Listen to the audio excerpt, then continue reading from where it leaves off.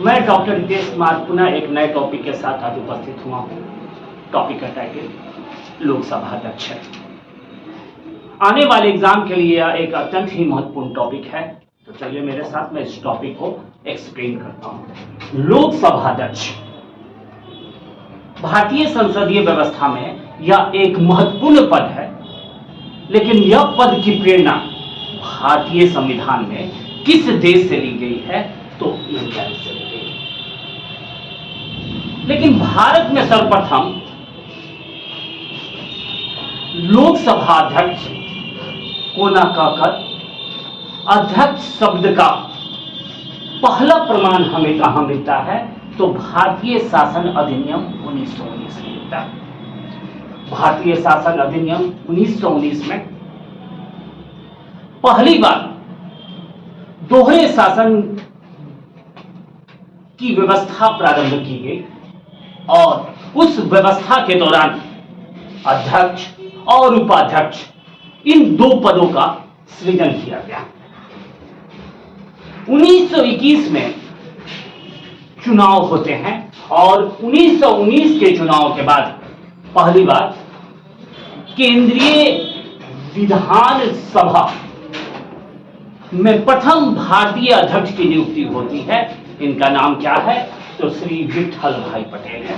अर्थात श्री विट्ठल भाई पटेल प्रथम भारतीय हैं जिन्हें केंद्रीय विधानसभा में अध्यक्ष के पद पर 1925 में नियुक्त किया गया। यह परीक्षा की दृष्टि से अत्यंत ही महत्वपूर्ण प्रश्न है। देश की आजादी के पहले अध्यक्ष बनने का गौरव किसे प्राप्त हुआ है? तो श्री विट्ठल भाई पटेल को हुआ है। इनके बारे में दो तीन चीज गौर कर ले। ये सरदार पटेल के बड़े भाई थे। लेकिन आजादी के बाद प्रथम लोकसभा अध्यक्ष कौन बने? तो श्री गणेश वासुदेव मावलंकर बने, जिनका शॉर्ट नेम क्या है? तो जीवी मावलंकर है। भारत के संविधान के अनुच्छेद 93 में लोकसभा अध्यक्ष का उल्लेख किया गया है, जिसका कार्यकाल कितने वर्षों का होगा? तो 5 वर्षों का होगा। लेकिन ध्यान देने की बात यह है, लोकसभा के चुनाव के उपरांत लोकसभा की जो प्रथम बैठक होगी, उस बैठक के दिन से 5 वर्षों की गणना की जाएगी। लेकिन लोकसभा के चुनाव में किस सदन के सदस्य भाग लेते हैं? हल्के फुल्के एग्जाम में इससे लगातार प्रश्न आएंगे। लोकसभा सदस्य के द्वारा ही लोकसभा अध्यक्ष और उपाध्यक्ष का चुनाव होगा।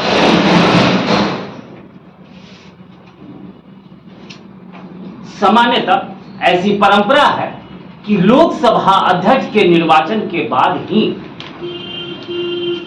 उपाध्यक्ष का निर्वाचन किया जाता है। भारत के संविधान में यह व्यवस्था की गई है कि लोकसभा का अध्यक्ष सबसे बड़े दल का बनेगा या सबसे बड़े गठबंधन का बनेगा। लेकिन ध्यान देने की बात यह है, जैसे अभी 18वीं लोकसभा का चुनाव संपन्न हुआ, जब तक नए लोकसभा का गठन नहीं हो जाता है, तब तक राष्ट्रपति के द्वारा प्रोटेम स्पीकर की नियुक्ति की जाती है। यह परीक्षा की दृष्टि से काफी इंपॉर्टेंट है। राष्ट्रपति अनुच्छेद 95(1) के द्वारा प्रोटेम स्पीकर की नियुक्ति करता है, जो नवनिर्वाचित सदस्यों को शपथ दिलवाने का काम करता है।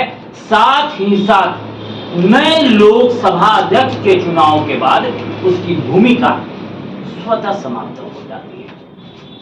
अर्थात 18वीं लोकसभा चुनाव के उपरांत भारत के प्रोटेम स्पीकर अर्थात लोकसभा के प्रोटेम स्पीकर किसे नियुक्त किया गया?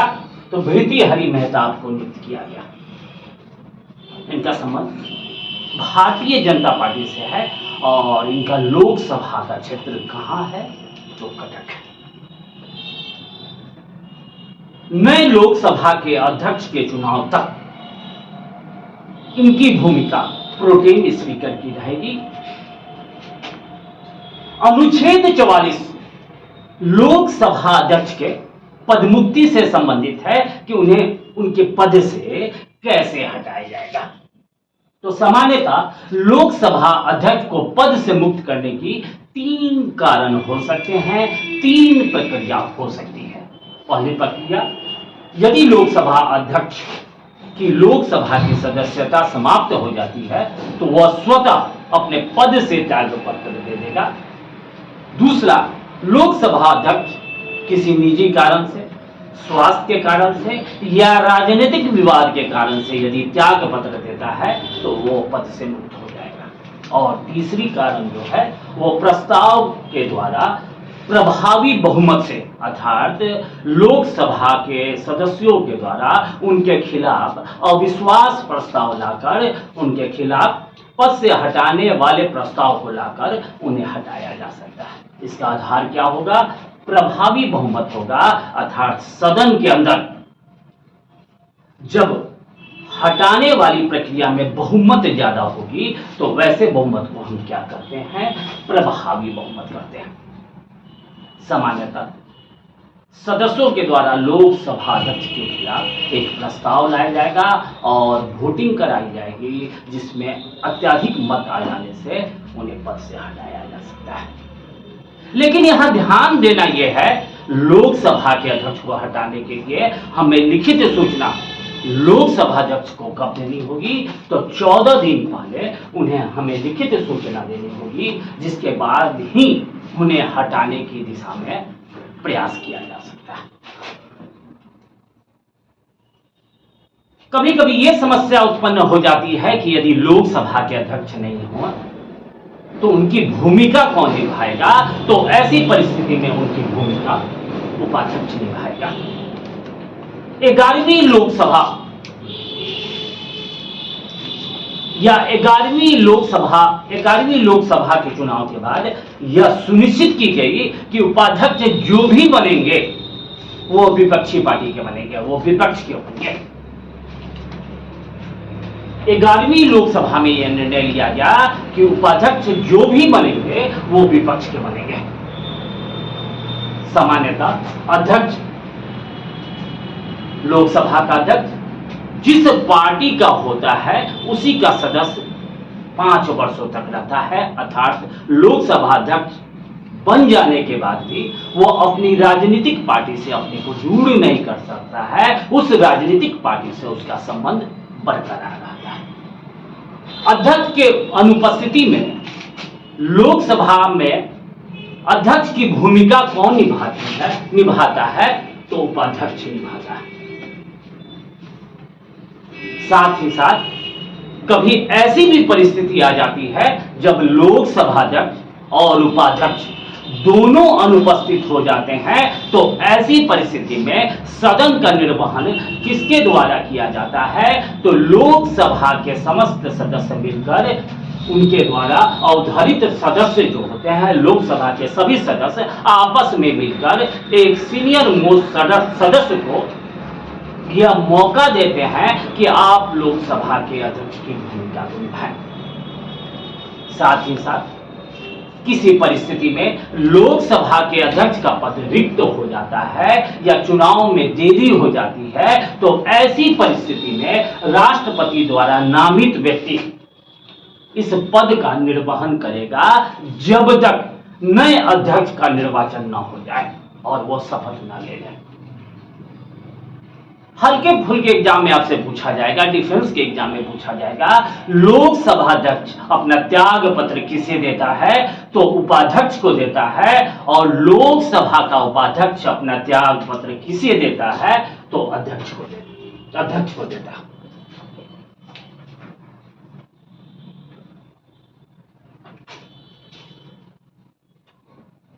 इसी क्रम में आपको समझना है कि लोकसभा का सचिवालय, लोकसभा के अंदर एक सचिवालय होता है। लोकसभा का सचिवालय किसके अधीन काम करता है? तो लोकसभा अध्यक्ष के अधीन काम करता है।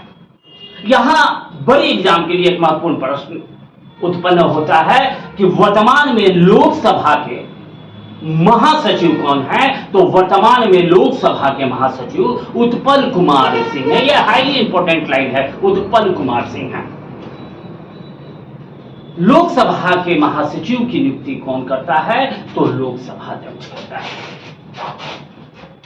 प्रश्न यह भी उठता है, आखिर लोकसभा अध्यक्ष के क्या कार्य, क्या अधिकार है। तो सामान्यतः लोकसभा का अध्यक्ष जो संसदीय प्रक्रिया होती है, सदन की प्रक्रिया होती है, उसके संचालन में महत्वपूर्ण भूमिका निभाता है। और सदन के नेता, लोकसभा का नेता कौन होता है, प्रधानमंत्री होता है। सदन के नेता के परामर्श पर वो कार्यक्रम का किस विषय पे चर्चा हो, उसका क्रम बनाने का काम करता है। साथ ही साथ लोकसभा का अध्यक्ष सदन के अंदर भाषण की अनुमति देता है और सदस्यों के लिए समय का निर्धारण करता है। इतना ही नहीं, वो प्रस्तावों को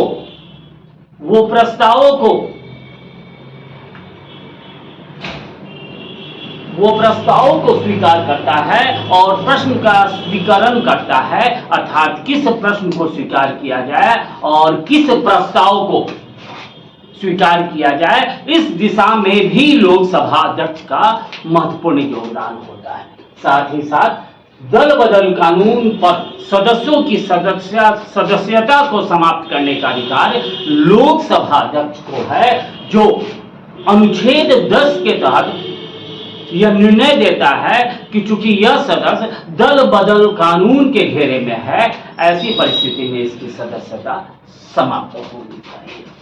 साथ ही साथ सदन के अंदर लोकसभा अध्यक्ष शांति की व्यवस्था करता है, सिस्टम को सही रखने का प्रयास करता है और सदन के अंदर अनुशासन बनाने के दिशा में भी उसका महत्वपूर्ण योगदान होता है। यहां ध्यान देने की बात है, शांति और अनुशासन को हम कई भागों में बांट सकते हैं। लोकसभा का अध्यक्ष लोकसभा के अंदर सदस्यों को निर्देश देता है कि आप अपने व्यवहार को उचित करें। साथ ही साथ सदस्यों को चेतावनी देता है।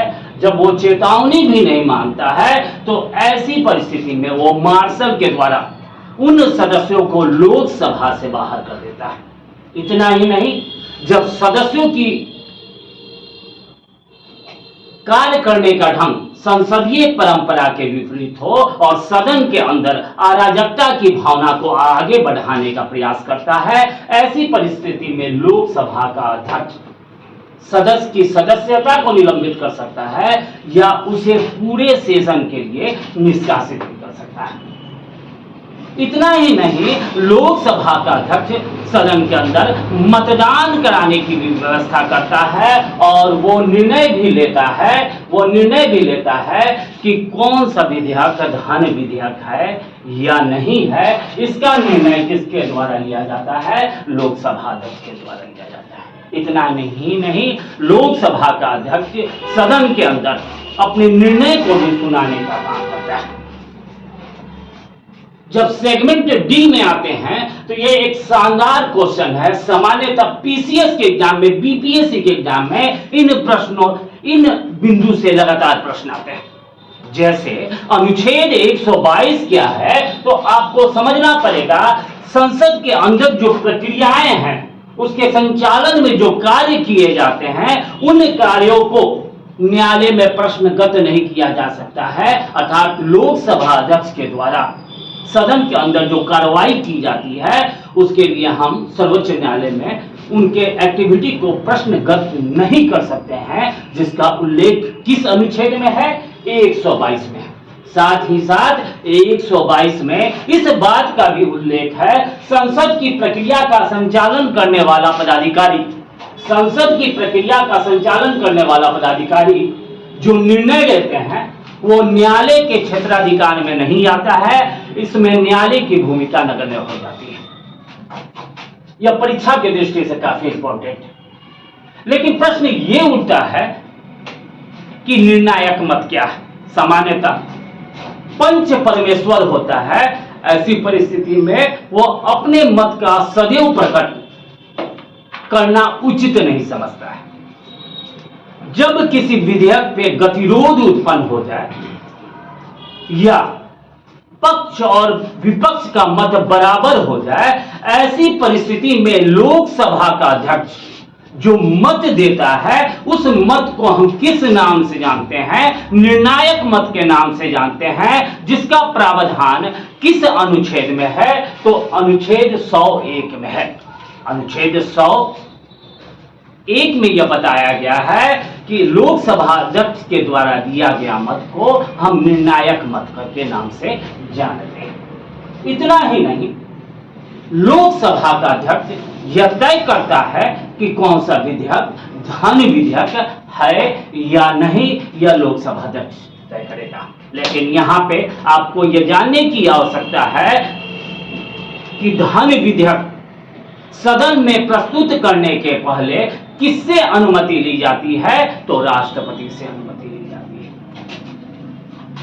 अनुच्छेद 108 संयुक्त अधिवेशन के समान विधेयन से संबंधित है। संयुक्त अधिवेशन के लिए जो कानूनी व्यवस्था है उसका उल्लेख किस अनुच्छेद में है? अनुच्छेद 108 में।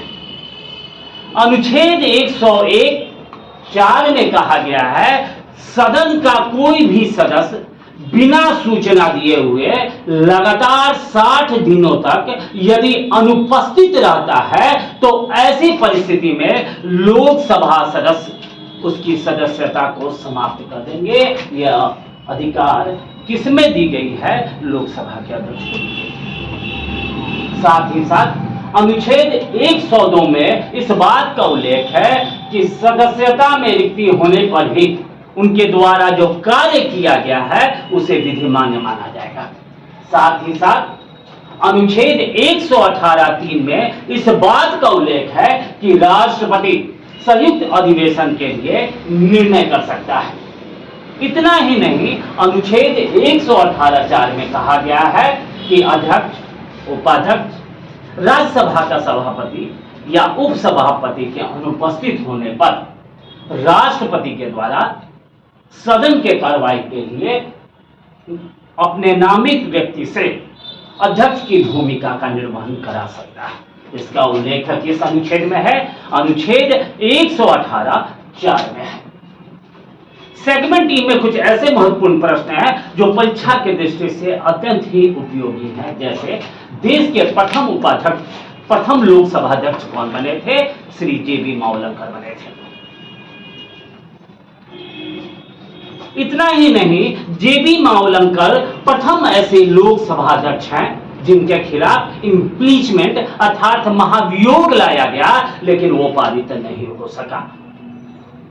सामान्यतः यह प्रक्रिया है कि लोकसभा अध्यक्ष की नियुक्ति सर्वसम्मति से की जाएगी, लेकिन इनके विरुद्ध भी उम्मीदवार खड़ा किए गए थे।